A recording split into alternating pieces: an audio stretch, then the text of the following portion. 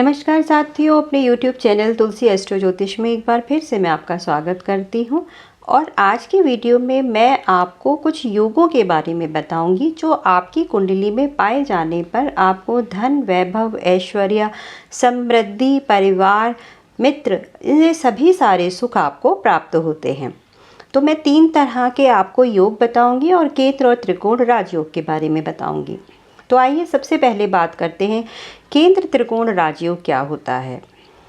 अगर केंद्र में बैठे हुए ग्रह और त्रिकोण में बैठे हुए ग्रहों के बीच में किसी भी प्रकार का कोई संबंध बन जाता है, फिर वह संबंध चाहे दृष्टि का हो, स्थान परिवर्तन का हो या राशि परिवर्तन का हो, तो फिर वह आपको केंद्र त्रिकोण राजयोग की तरह उसके परिणाम आपको प्राप्त होते हैं।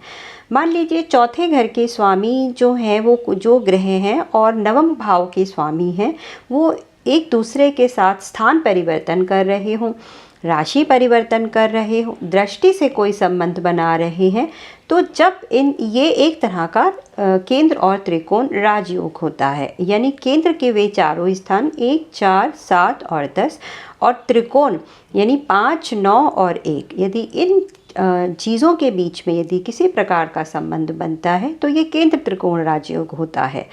इन ग्रहों की जब भी दशा अंतर्दशा आती है तो इससे संबंधित जो भी इन ग्रहों के कार्यभार हैं, जो भी इनके कार्यक्षेत्र हैं, तो उनसे संबंधित आपको अच्छे फलों की प्राप्ति होती है। आइए अब दूसरे प्रकार के योग के बारे में बात करते हैं। इसको कहते हैं चतुर्चामर योग। चतुर्चामर योग क्या होता है?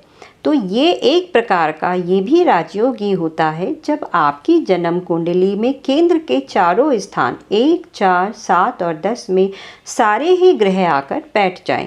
फिर वो चाहे शुभ ग्रह हों, अशुभ ग्रह हों, उससे कोई फर्क नहीं पड़ता, परंतु सारे के सारे ग्रह यदि केंद्र में बैठे हैं, जिसे लक्ष्मी नारायण स्थान भी कहा जाता है, तो फिर ये आपको बहुत ही शुभ फलों की प्राप्ति देने वाला योग होता है। इन ग्रहों की जब भी दशा, अंतर्दशा, प्रत्यंतर दशा, सूक्ष्म दशा आती है तो फिर आपको शुभ फलों की प्राप्ति होती है। आप जमीन के मालिक हो सकते हैं, आपको रत्न, वस्त्र, भूमि, वाहन, संपदा, ये सारी चीज़ें आपको प्राप्त होती हैं और आपके जीवन में शुरू से लेके अंत तक हमेशा सुख सुविधाएं ही बनी होती हैं। ये बहुत कम कुंडलियों में ये योग देखे जाते हैं, 4-6 कुंडलियों में ही आपको ये योग देखे जाते हैं। ऐसे लोग शत्रु तो हो सकते हैं ऐसे लोगों के, परंतु वे हमेशा शत्रुहंता ही रहेंगे और शत्रु इनका कुछ भी नहीं बिगाड़ सकते हैं। आइए दूसरे प्रकार का योग देखते हैं कि वो क्या है। तो तीसरे प्रकार का जो योग है वो जय योग कहलाता है। इसके लिए आप कुंडली के छठे भाव को देखिए और दशम भाव को देखिए। छठे घर का स्वामी यदि नीच राशि में हो और दशम भाव का स्वामी यदि उच्च राशि में हो तो ये जय योग बनाता है और ऐसे योग के कारण आपके हजारों अनुयायी होते हैं। लोग आपको बहुत मानते हैं, आपकी बात का बहुत विश्वास करते हैं।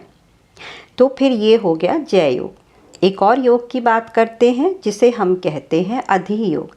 कुंडली में जहाँ कहीं भी चंद्रमा बैठे हैं उससे छठा स्थान देखिए, 7वां स्थान देखिए और 12वां स्थान देखिए।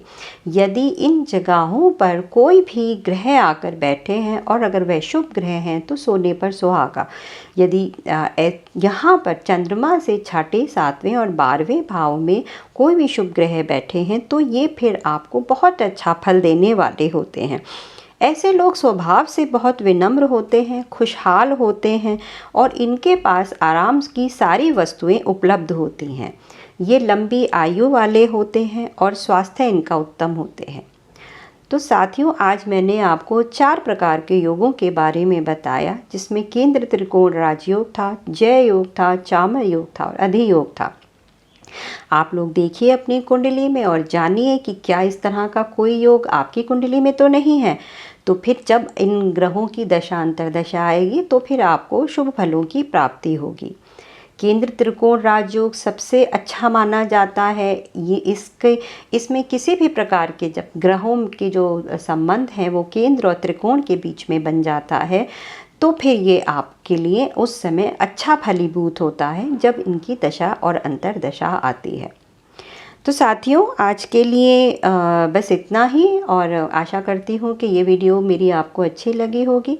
यदि आपको मेरी ये वीडियो अच्छी लगी हो तो कृपया करके इस वीडियो को लाइक कीजिएगा, शेयर कीजिए और चैनल को सब्सक्राइब कर दीजिए। इसी के साथ अपने वीडियो का यहीं पर अंत करती हूँ। आपका दिन शुभ रहे। नमस्कार।